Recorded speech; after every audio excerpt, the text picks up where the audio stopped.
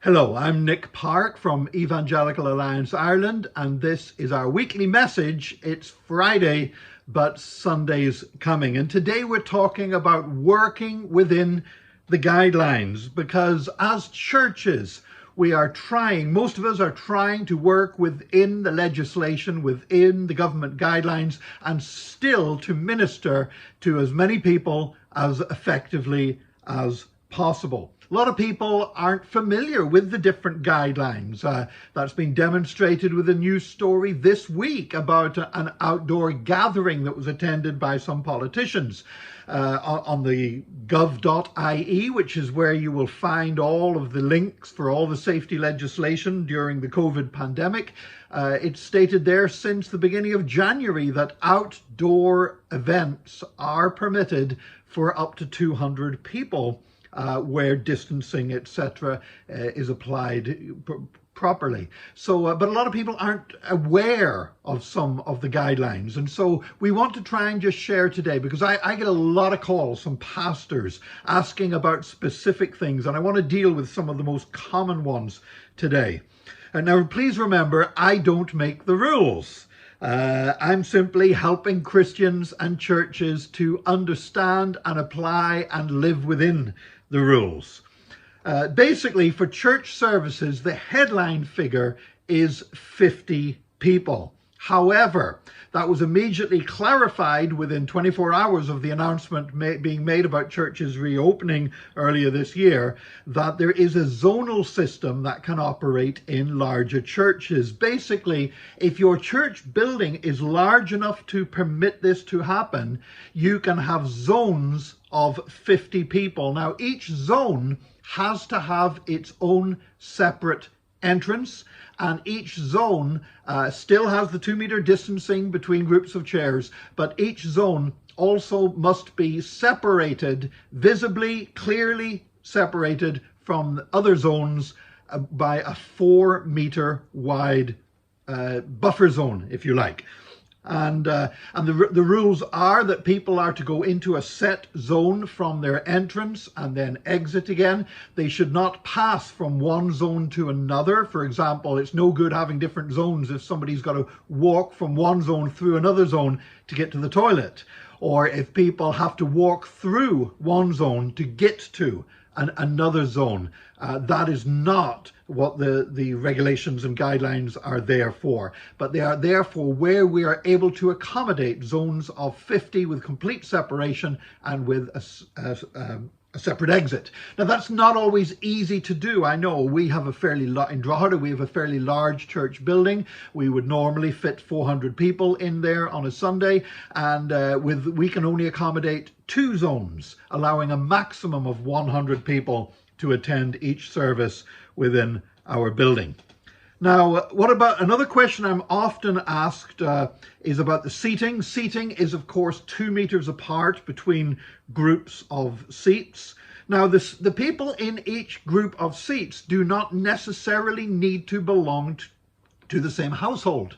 At the beginning, much earlier in the pandemic, many of us as churches did insist on that because we were still trying to work out how to do things safely. But the fact is, you can meet with other people from another household around a table, in a restaurant, for example, or outside a cafe or in a pub. And so there's no reason why that wouldn't apply in churches as well. So the people sitting within a pod of seats don't need to all come from the same household. In fact, I would strongly encourage churches to encourage their members, where people are on their own, to invite them to sit with them if everybody's comfortable with that. Because, you know, one of the worst things about this pandemic and the restrictions on churches has been seeing people sat on their own, surrounded, just one single seat, surrounded by 2 meters on either side. And we want more fellowship than that when we go to church. So I would encourage church members, if there's a single person attending your church, why not invite them to sit with you and your family as a group together, and your group should then be distanced by 2 meters from every other group. Now, I'm often asked about other activities in churches. Well, at the moment, the only activities permitted indoors but under the legislation is actual church services. So not conferences, not things like men's or breakfasts or things like that. It's services. Now, it doesn't have to be on a Sunday. The services can be any day of the week. And if you want to do something else, then structure it as a service. If you're having a Bible study, for example, make sure you open in prayer, close in prayer, so that you can legitimately say this Bible study is a midweek service that is taking place. And that's perfectly okay. Now, masks, of course, people ask a lot about masks. Masks are still advised under the government guidelines. That people should wear masks to a church service, face covering, and that's all of the service, both not just coming in and going out, but when we're sitting in our seats as well. A lot of people ask about children. Now the thing with children is certainly children's services are absolutely fine to hold. Summer clubs and such like are not yet permitted. But children are allowed in schools, so I see no reason, for example, why Sunday school classes would not be permitted in church. And remember that masks are not recommended for those under 13 years old. People do ask about teas and coffees. For many of our churches, sharing after the service, talking over a cup of tea or a cup of coffee is a great big deal. I know it is in our church. Well, quite simply, at the moment, that is classed as indoor dining in the same way that people cannot sit inside a Costa coffee unless they use the vaccination pass and everything else. We can't do it inside churches either without breaking the legislation. Outdoor dining, of course, is permissible, isn't always helpful in our weather here in Ireland, though we've been having a great summer. And again, in our church in Drogheda, we actually have a mobile cafe that is set up operating out of a van in our church car park. And so we have outdoor dining with donuts and cakes and tea and coffee after the church service. Some people ask about house groups. We've had people in our own church, for example, saying, well, can we have our house group in one of the church buildings? And we can't actually do that. We can only hold actual services within the limitations in a church building. But I will just read to you exactly what the government guidelines say about meeting in private homes. It says, if you or any of the people you live with aren't fully vaccinated, you can have visitors from one other household where everyone is not fully vaccinated. There is no limit on the number of people who can visit together if they are all fully vaccinated or have recovered from COVID-19 in the last 9 months. And if you are fully vaccinated, you can meet indoors with unvaccinated people from a single household, as long as they are not at risk of severe illness and no more than 3 households are present.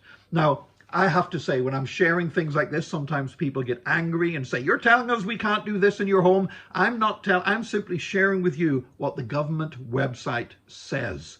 Okay, so that is what the government website says about private gatherings in private homes. Now, one question I do get asked a lot about is about vaccination passes. The fact that now a pass is required is in use for international travel within the European Union and is required for example, going into restaurants for indoor dining. Now, despite some people who have been proclaiming very loudly that the churches are going to be next, in all of our discussions with government, there have been absolutely no hint of that whatsoever. And I have to say, I would deem it extremely unlikely that the government is ever going to try to make a vaccine pass essential for attending to church. And there's a couple of reasons why that is the case. The government does class religious services, along with things like do-it-yourself stores and gyms and schools, as essential services. So we are in a different category to going out and eating in a restaurant, which is looking as something that's more of an optional extra or a luxury. Now you might say, well, hang on, well, how come church services were closed if it's an essential services? Well, the government's position is that in certain phases of the pandemic, essential services were closed. Schools were closed. There was a time when do-it-yourself stores were closed.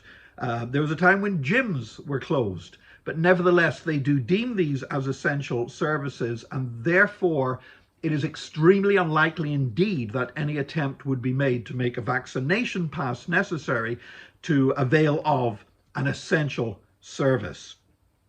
Now, I would say that this as well, that our government's approach, their approach is that they are slowly reopening society, but they really do not want to go in reverse. So once they have opened something up, they do not intend to close it again or impose extra restrictions on it. Now, the same is not true of some other governments. You know, in the UK, for example, the government would open everything up and then start reimposing restrictions and making passes liable for things that they weren't required for before.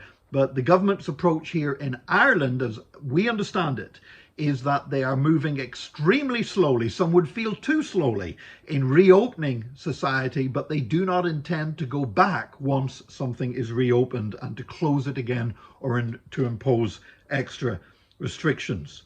We do get asked about funerals and weddings. The current limits laid down in the legislation are that in funerals there are 50 mourners that can attend, and weddings, as of yesterday, 100 guests can attend a wedding service. One thing I would mention about is those churches that want to run satellite or video links. Now, this has been something before the pandemic that began to become more common in some churches, and we actually have been looking at this in the church that I pastor, and we are taking the opinion that religious service guidelines will not apply to the zone. We're adding an extra zone in a porta-cabin beside the church, well-ventilated porta-cabin, and it is our position that religious service regulations do not apply to this because it is actually more akin to a cinema. There was nobody talking inside that porta-cabin when the service is being screened, and so we are running that under the cinema guidelines, which are slightly different, still distancing, still ventilation, etc. But the cinema guidelines state that you can take your mask off once you are in your seat. You have to wear it going to your seat or getting up out of your seat, but when you're sat in your seat, you can take your mask off under cinema guidelines. And also, food and drink is permitted inside a cinema as well. People, even when indoor dining was prohibited, people were allowed to eat popcorn and Coke, etc., drink Coke inside a cinema screening. Now look, I know that we all find this frustrating.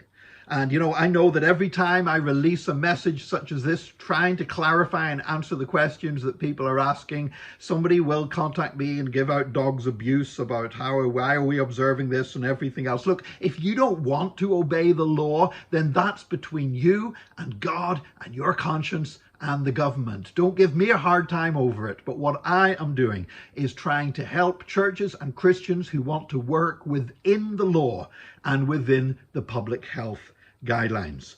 It is frustrating. There are consistencies in how things are applied sometimes that don't seem to make a lot of sense.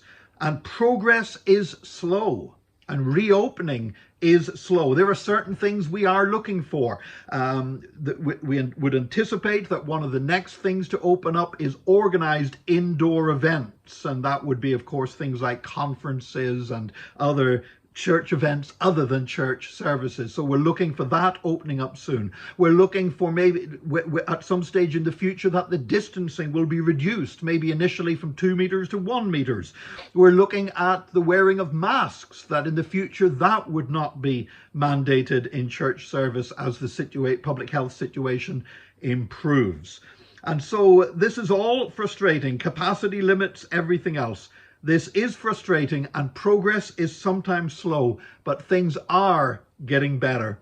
And I believe they're going to continue to get better because it might be Friday, but Sunday's coming. God bless you, and please join us again next week for our next weekly message from Evangelical Alliance Ireland.